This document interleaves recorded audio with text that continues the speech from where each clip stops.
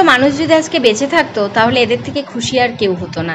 যেই সন্তানকে এরা চেয়েছিল নিজের পায়ে দাঁড় করাতে, সেই সন্তান নিজের পায়ে দাঁড়ানোর পরে এই মানুষ দুটোই আর দেখে যেতে পারলো না।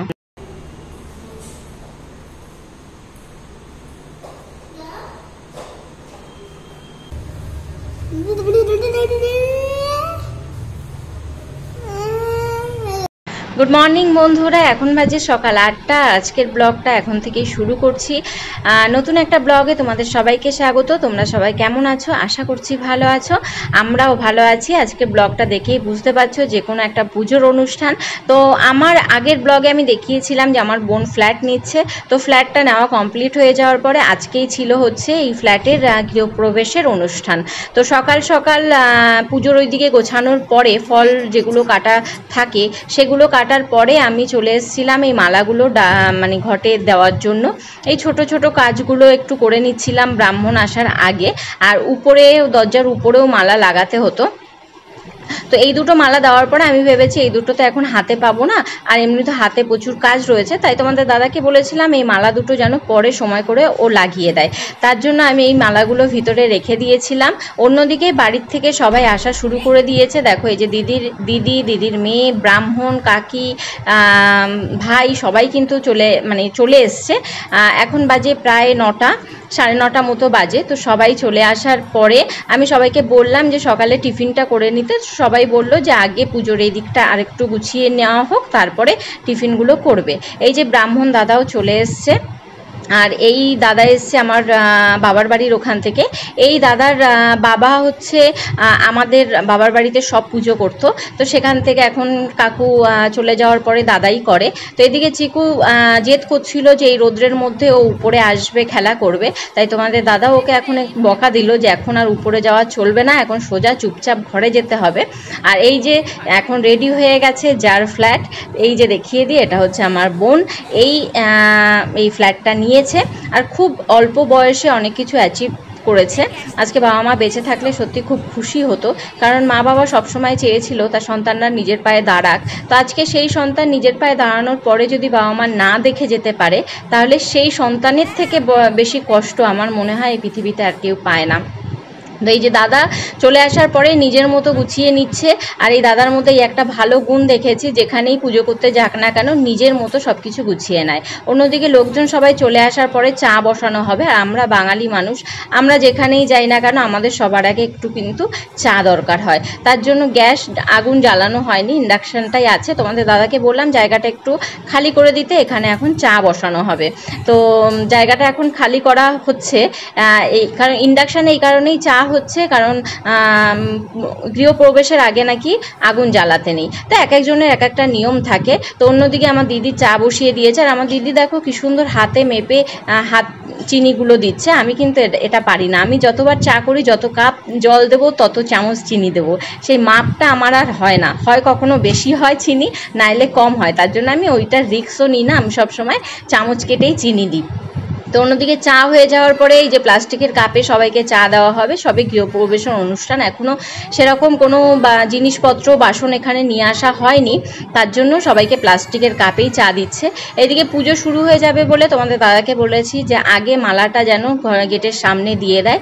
অন্যদিকে দিদি চা নিয়ে চলে এসছে। চিকু বলছে যে ওকেও চা দিতে হবে। এখন দুজনে মিলে মজা করছে। তো এইদিকে তোমাদের দাদা এক এক করে মালাটা সাজিয়ে নিচ্ছে। আর আরও দুটো মালা হলে হয়তো আরেকটু ভালোভাবে সাজানো যেত, কিন্তু অনুষ্ঠান বাড়িতে তোমরা সবাই জানো যে কোনো জিনিসই একদম পারফেক্টভাবে হয় না, তো কোনো না কোনো একটা খামতি থেকেই যায়। তো এখন বাজারে গিয়ে মালা আনা সম্ভব না, তাই যেটুকু ছিল সেটুকুই সাজিয়ে দেওয়া হয়েছে।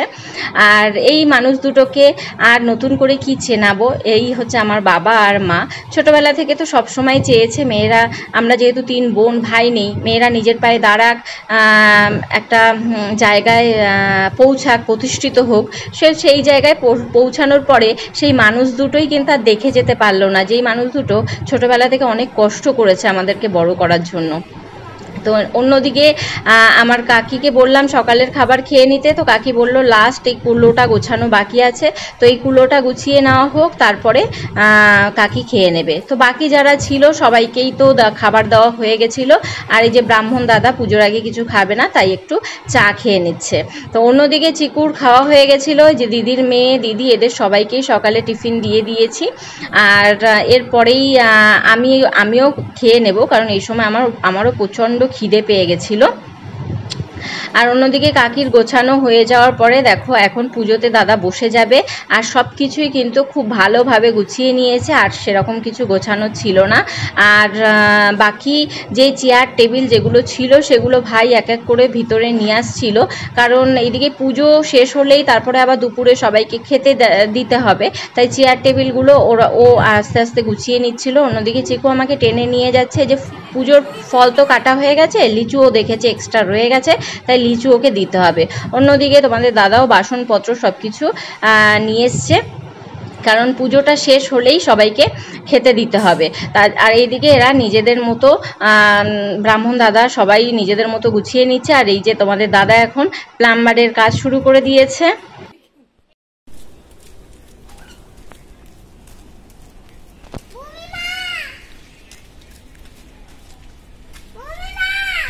দিদি বাড়ি থেকে চলে আসার পরে দেখছি যে যেহেতু খাবার অর্ডার দেওয়া হয়েছিল, এখানে রান্নার সেরকম ব্যবস্থা করা হয়নি, তার জন্য খাবারের অর্ডার বোন দিয়েছিল, তাই সেই খাবারগুলো ওনারা কিন্তু একদম ঠিক টাইম মতো খাবার নিয়ে চলে এসেছিলো।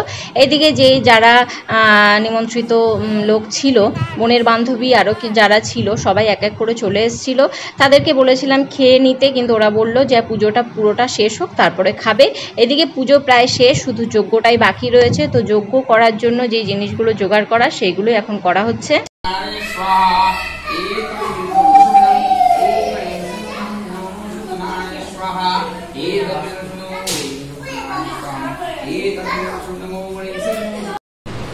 দাঁড়াও একটুখানি, না না সব খাবে না, সব খেলে নমো করো নমো করো। ফাইনালি পুজোটা খুব সুন্দরভাবে কমপ্লিট হলো। এখন পুজোর শেষে সবার আগে ব্রাহ্মণ দাদার প্রসাদটাই গোছানো হচ্ছে, যে ওনার প্রসাদটা আগে তুলে নেওয়া হোক, তারপরে সবাইকে প্রসাদ দেওয়া হবে। এদিকে দাদাকে মিষ্টি দেওয়া হয়ে গেছে পুজো শেষ করার পরে। বোন এবার ওনাকে প্রণাম করে আশীর্বাদ নিয়ে নিচ্ছে ওনার কাছ থেকে। আর এরপরে আমাদের কাজ যেটা ছিল সেটা হচ্ছে ছিন্নি বানানোটা। তো সেই জন্য আমি আর দিদি বসে পড়েছিলাম সেই ছিন্নি বানানোর কাজে। এই কাজটা কিন্তু বড্ড ঝক্কির কাজ, যারা এই ছিন্নি বানায় তারা জানে। এই কলাগুলো মাখতে মাখতে আমার হাত ব্যথা হয়ে গেছিলো, এত কলা দিয়েছিল হাত ব্যথা হয়ে গেছিলো। এরপরে প্রসাদ দেওয়ার পরে সবাই খেতে বসে গেছিলো। তো সবার খাবার হয়ে গেছে, এদিকে আমি তারপরে খেতে বসেছি। ডালের পাতে দিয়েছিল হচ্ছে বেগুনি, আর তারপরে দিয়েছিল ইঁচড়ের একটা সবজি, আর এরপরে দিয়েছিল হচ্ছে পনির। প্রত্যেকটা রান্না খুব সুন্দর হয়েছিল, ভীষণ সুন্দর হয়েছিল।